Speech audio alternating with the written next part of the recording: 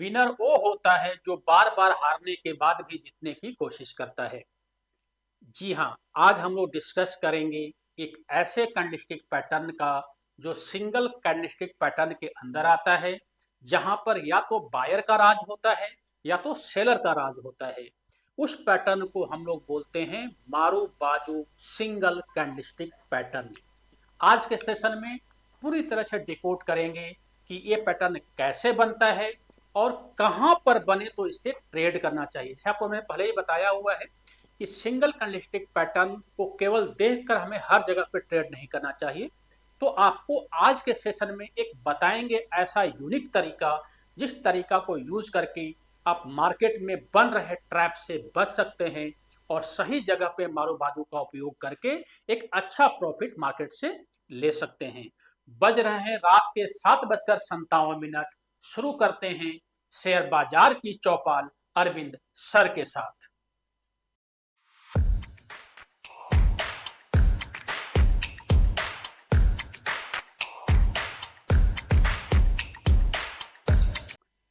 Bullish मारू बोजू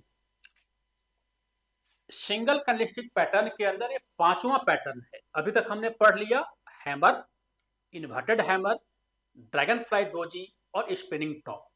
ये पांचवा ऐसा पैटर्न है जो सिंगल कैंडल से मिलके बनता है, सिंगल कैंडल से पैटर्न बनता है।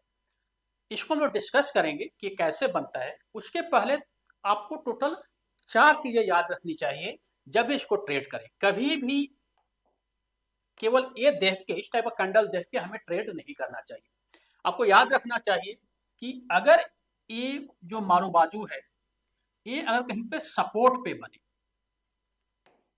सपोर्ट का मतलब होता है कि कोई ऐसा जगह हो जहां बार बार प्राइस ऊपर से नीचे आ रही है, बार बार प्राइस ऊपर से नीचे आ रही है और वहां पे प्राइस नीचे नहीं जा पा रही है, प्राइस यहां से बाउंस बैक हो रही है। तो इस जगह पे अगर कोई मारू बाजू बने तो ये सही जगह है इस मारू बाजू को ट्रेड करने का, पहला। दूसरा, मार्केट डाउन ट्रेंड में हो। अगर हम इंट्राडे की काम की बात कर रहे हैं, यानी हम दिन भर का ट्रेड ले रहे हैं, तो 5 मिनट का चार्ट या 15 मिनट का चार्ट। मार्केट डाउन ट्रेंड का मतलब कि मार्केट में कम से कम 6 से 7 रेड कैंडल बने होने चाहिए। तीसरा, आरएसआई, जिस समय हम इसको ट्रेड करेंगे आरएसआई 50 से ऊपर होना चाहिए, जो हम बार बार बताते हैं। एंड चौथा, एमएससीडी जीरो लाइन से ऊपर होना चाहिए। साथ में अगर आपको वॉल्यूम नजर आ जाए कि वॉल्यूम उस समय इंक्रीज हो रहा है तो सोने पे सुहागा।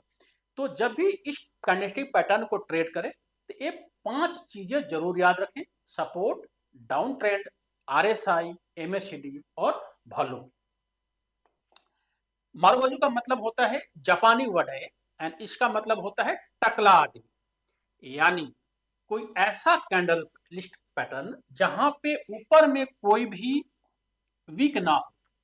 यहाँ पे कोई भी वीक नहीं है या नीचे में कोई भी वीक नहीं है, या अगर होता भी है तो बहुत ही छोटा होता है। लेकिन नॉर्मली अगर वीक ना हो तो उसको हम लोग मारूबाजू करते हैं।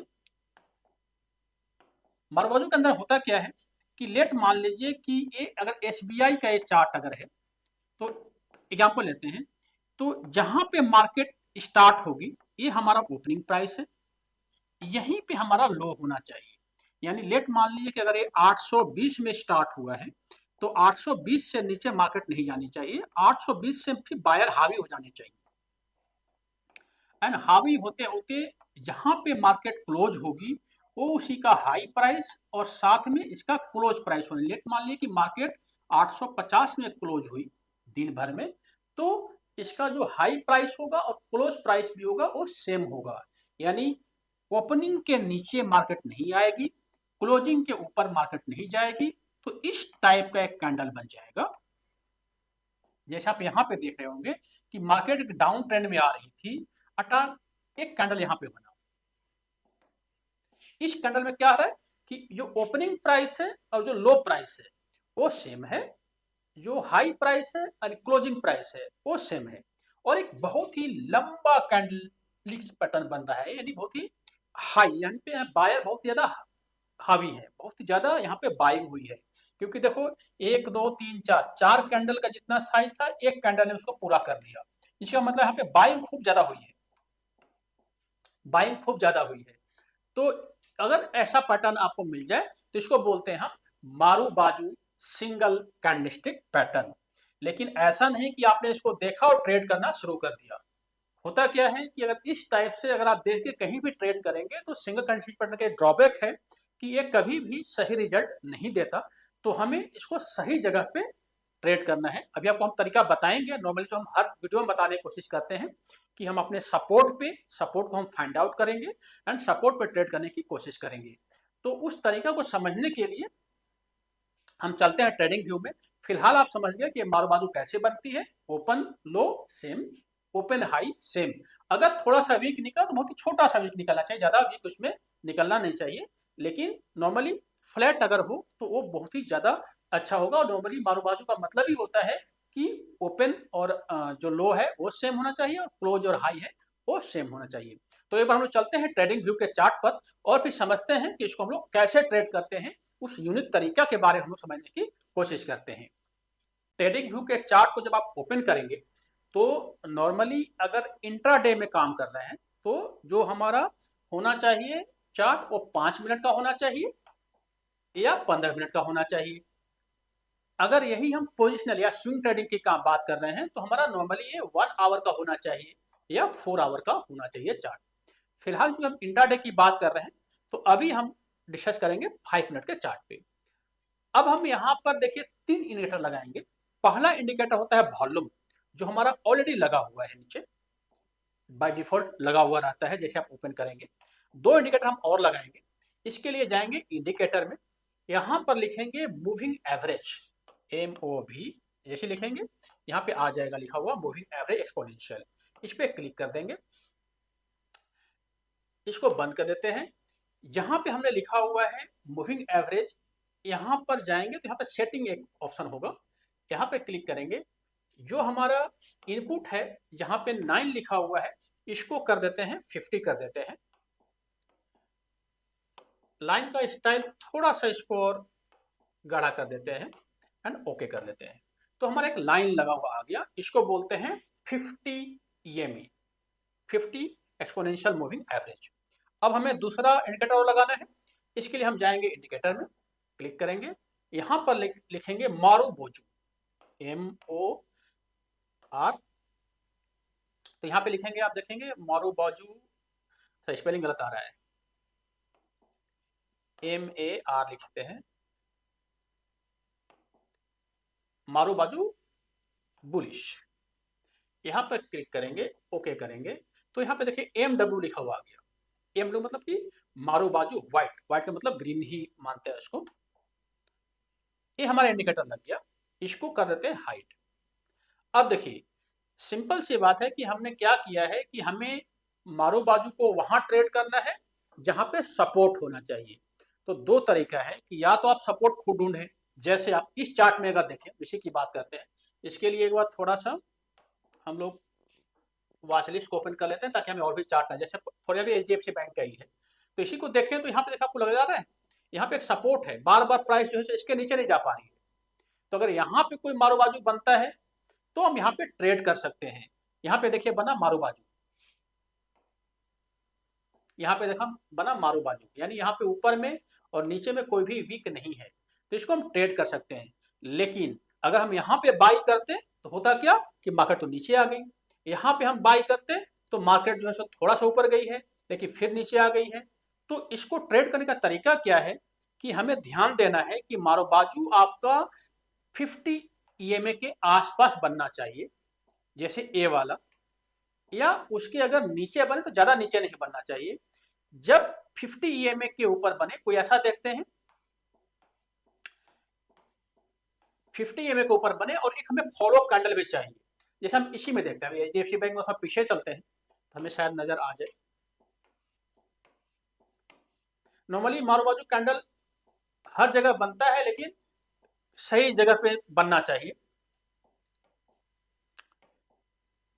यहां पर देखिए मारू बाजू 2 जगह बना है, एक यहां बना है और एक यहां पर बना हुआ है, राइट।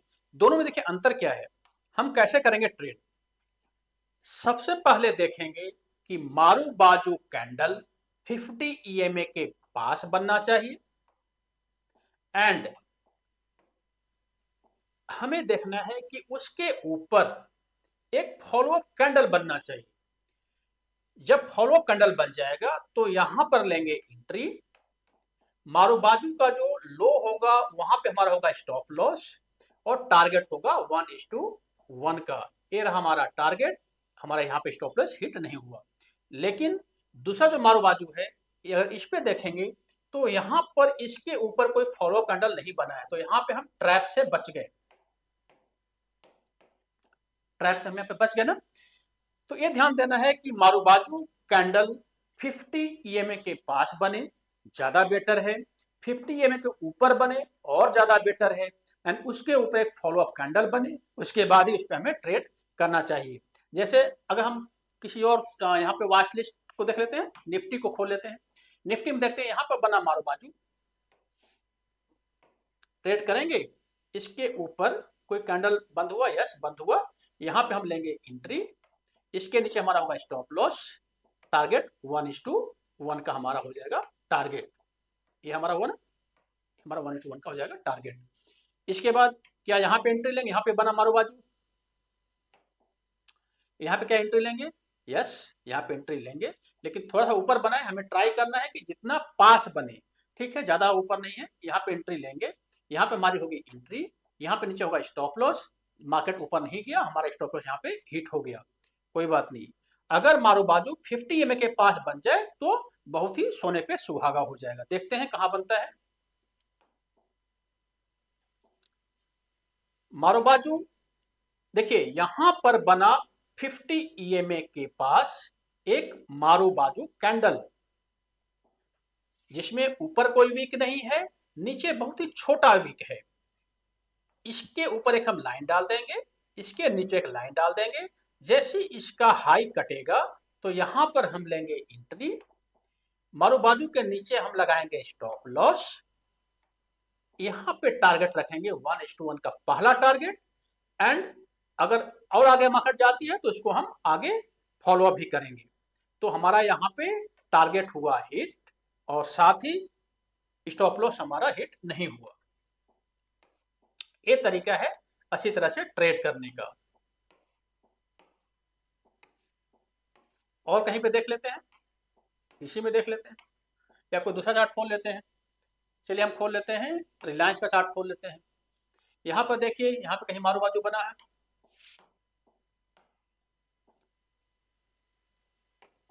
ए बना मारू बाजू, ऊपर कोई वीक नहीं, नीचे कोई वीक नहीं, क्लियर कट मारू बाजू है।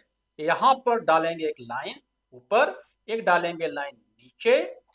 जैसे ही इसके आगे 4-5 कैंडल को वेट करेंगे, जैसे ही कोई आगे कैंडल 50 ईएमए को टच करता है और उसका हाई कटता है, यानी उसके ऊपर कोई फॉलो कैंडल बनता है, यहां पर लेंगे एंट्री। मारू बाजू का जो लो होगा वो हमारा होगा स्टॉप लॉस और टारगेट होगा 1:1 का।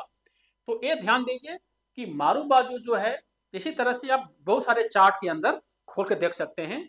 मारू बाजू एक ऐसा पैटर्न नहीं है कि केवल हम उसके बिहार पे ही काम करें, है ना। इससे ज्यादा अच्छा है कि आप हैमर पे काम कर लो, इन्वर्टेड हैमर पे काम कर लो, डोजी बहुत ही अच्छी तरह से काम करता है।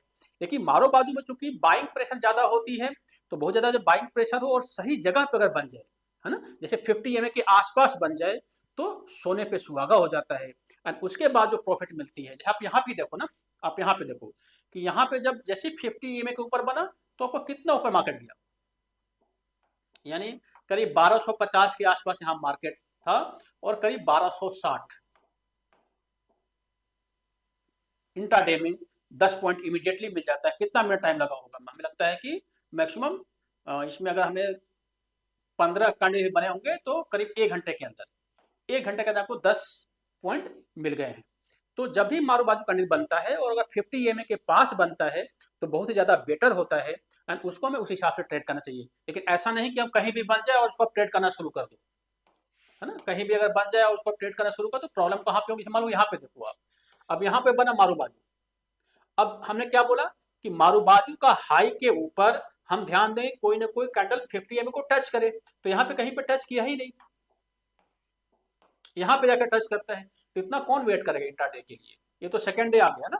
तो सिंपल सी बात है कि इमीडिएटली या 2-3 कैंडल के बाद अगर कोई दूसरा कैंडल 50 EMA को टच करे और उसके ऊपर कोई अपना फॉलो कैंडल बने, तो इमीडिएटली हमें मारूबाजू को ट्रेड करना चाहिए।